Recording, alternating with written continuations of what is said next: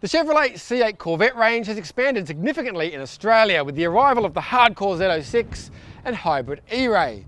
Today I'm at Sandown Raceway and I'm going to tell you how each differs mechanically and in terms of the driving experience here on track. Before we get into it, like the video, subscribe to this channel and let me know in the comments below which one you'd pick. Let's take a closer look at these two, starting with the E-Ray. It marks a lot of firsts. It's the first ever electrified Corvette and the first ever all-wheel drive Corvette, and the combination of those two factors make it the fastest accelerating Corvette ever, at least until the ZR1 arrives. Visually, it's much more aggressive than the Stingray, thanks to being 94mm wider at the rear. This, in turn, allows for much bigger wheels and tyres. The wheels are an inch taller, now 20s at the front and 21s rear, and massively wider. The E-Ray wearing 275/30 Michelin Pilot Sport 4S at the front and 345/25 at the rear. Aussie cars also come with monster carbon ceramic brakes as standard and a bigger rear spoiler as part of the ZER performance package, but now for the drivetrain. The engine remains the same 6.2 litre LT2 V8 from the Stingray, but an electric motor is added to the front axle, which boosts outputs to a total of 488 kilowatts and 806 newton meters. 0 to 100 k's an hour is claimed to take 2.9 seconds, and that's without rollout, with a 10.5 second quarter mile. The Z06 uses the same widened bodywork, but that's about where the similarities end. It features an all-new 5.5 litre naturally aspirated flat plane V8 that revs to more than 8,500 RPM and produces 475 kilowatts and 595 newton meters. And yes, all these figures are slightly different to the US ones due to a different measuring procedure. 0 to 100 is claimed to take just 3 seconds dead despite only being rear-wheel drive, and while the 8-speed dual-clutch gearbox remains, there is a shorter final drive. Like the E-Ray, magnetic ride control is standard, but the Z06 has a unique calibration, and the car you see here is fitted with both the Z07 performance package and carbon fibre wheels. This adds $73,000, yes, really, to the price tag, but more than doubles the downforce at 300 k's an hour, sheds almost 19 kilograms from the wheels, and slashes lap times thanks to the super aggressive Michelin Cup 2R tyres.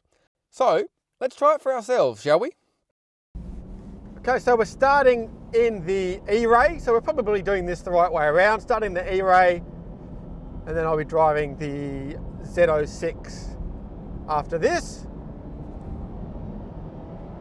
So in a way, this is like the Stingray in that it's got the same engine, the same LT2 V8, but obviously we've got the hybrid assist, the electrical assistance, which gives us all-wheel drive, a heap more power, but it's also got a lot more rubber on it. We've got carbon ceramic brakes, we've got much bigger tyre footprint on it, and it's just in track mode. So let's see what this E-Ray is like here at Sandown. It was plenty fast, that's for sure.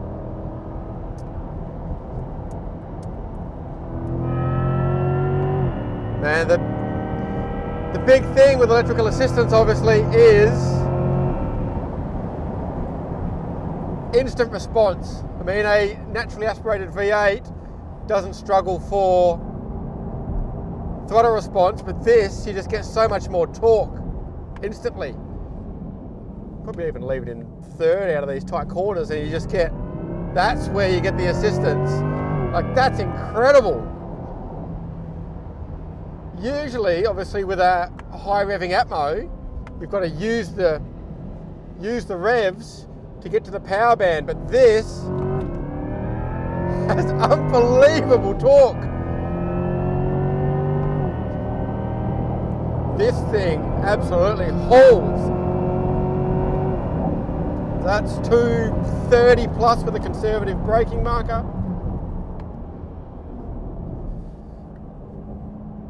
Feel like you can almost go a gear higher in every turn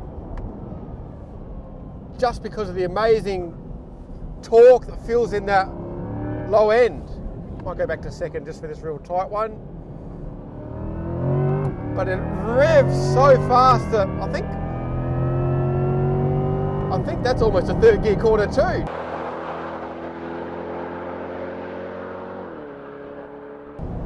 Let's knock it down to fifth for the fast turn 6. There's heaps of grip. Brakes feel good, even with the the combination of carbon ceramics and hybrid assistance.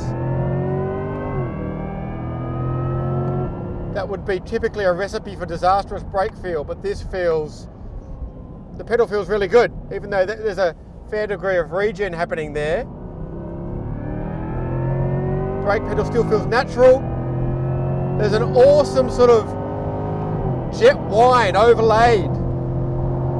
You've got the traditional V8 noise, but under acceleration, you get this cool electrical whine that hopefully you can hear on camera. Love it. It's almost like a race car straight cut gear whine. I mean, this thing's set up as the tourer of the range, but it's certainly more than capable on track. Now we'll just cruise it down for a little bit because we've just run out of battery, and that's the thing, you can really feel, just came out of that last corner, said boost limited, because we've done a few hot laps in a row now, the battery's drained, and it's already starting to charge up pretty quickly, but you really notice how much the electric motor is assisting the acceleration.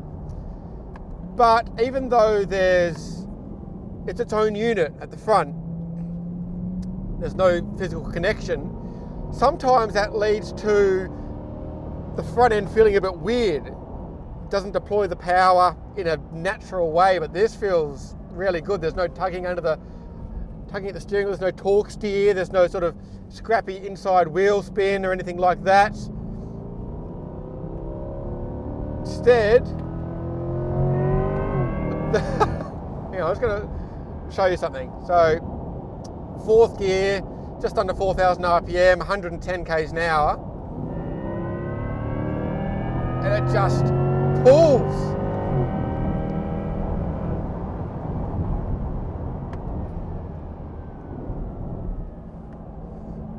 The balance is beautiful on these cars too.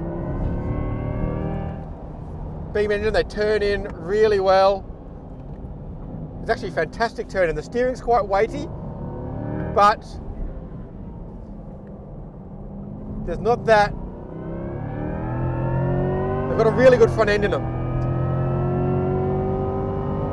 And even though they're mid-engine, they feel pretty viceless. Having this amount of rubber on it, 345s on the back, definitely helps. But this is a really enjoyable package, even though this is the Grand Touring one. And geez, what's the Z06 going to be like?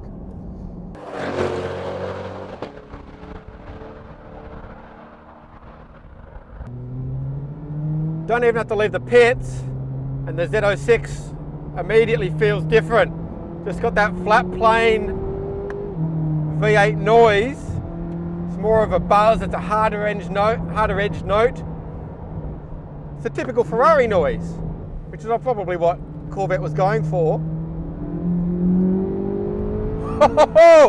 Okay, this thing's more serious. I mean, the most obvious thing is that suddenly we have so much more RPM to play with.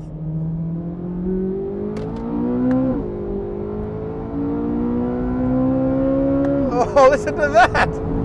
Oh, 8,500. This thing screams.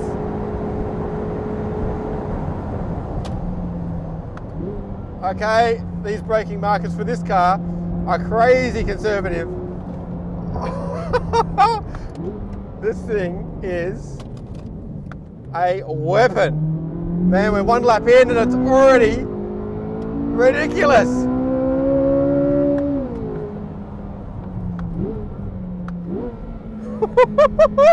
This feels like a 458 on steroids.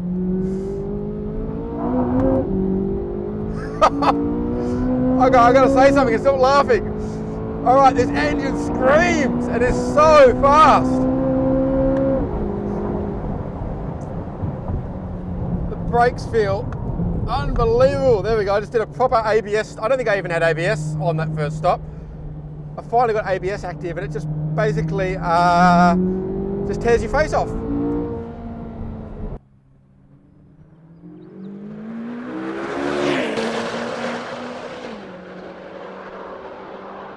Feels a bit more hyperactive, a bit more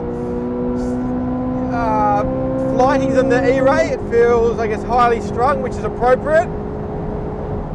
It's an easy 235 at the back straight, even with an early braking.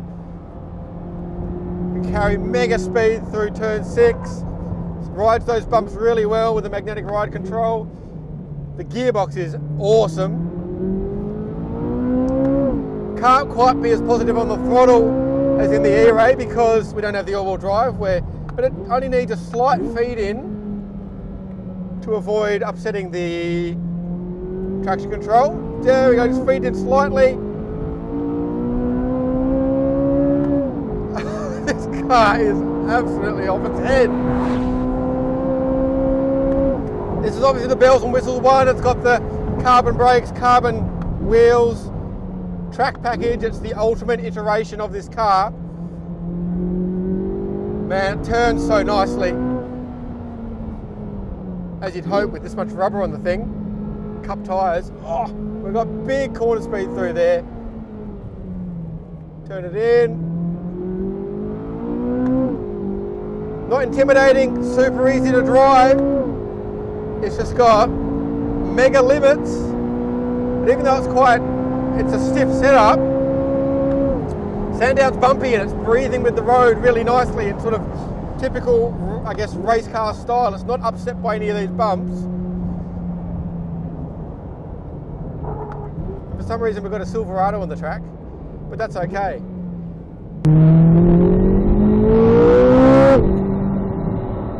We're not used to Corvettes in Australia and the price tag is sizable. And we might not be used to thinking about Corvettes in the, you know, Porsche GT3 sort of stratosphere, but this thing feels bang on the money. Like we're doing lap after lap after lap, and it is not phased at all. Back to the third, bleed the brake off. I don't want to stop driving this car. Right, down back to second for the chicane. It feels so just poised and accurate and fast.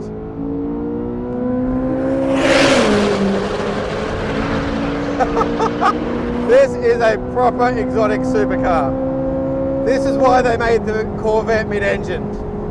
I didn't necessarily get it with the Stingray, but I get it with this thing. You could not make a car like this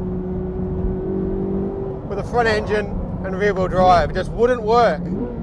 It wouldn't be this alive.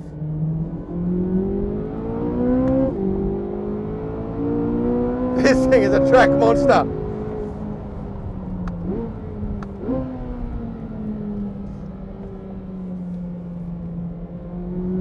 Alright, I think I've got one more lap, so let's enjoy it. 8.5 in every gear. 170, 180, 190, 200. Absolutely just keeps hauling into 5th gear. Hard on the brakes. They feel amazing. Lean on the power. ESP is just coming in a little bit just to keep me from, you know, being overzealous. Mega speed through the chicane. Fantastic traction though. The traction control is kicking in a little bit. No, it didn't then. Full power, full noise in 2nd gear.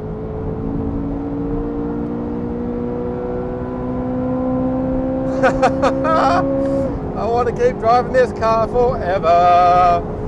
You can just ignore the brake markers. Sorry, driving instructors, we're just ignoring those. There's too much brake, there's too much grip. Climb the curb, it's not fussed at all. All right, now we'll just cool it down for a couple of quarters because we have to go to the pits and we don't want to think that catch fire with the brakes. This thing is Unbelievable.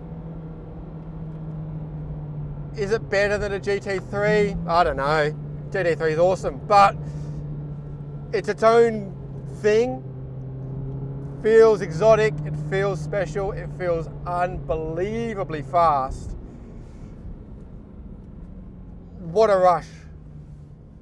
I'm really impressed, really impressed with this car. It is outstanding as a production car goes. And I think if you're gonna get one, you'll be doing yourself a disservice not to get it in its ultimate guise. Get the tires, get the wings, make it as good as it can be, because you're not going to regret it when you're on that side of pit wall. Whew.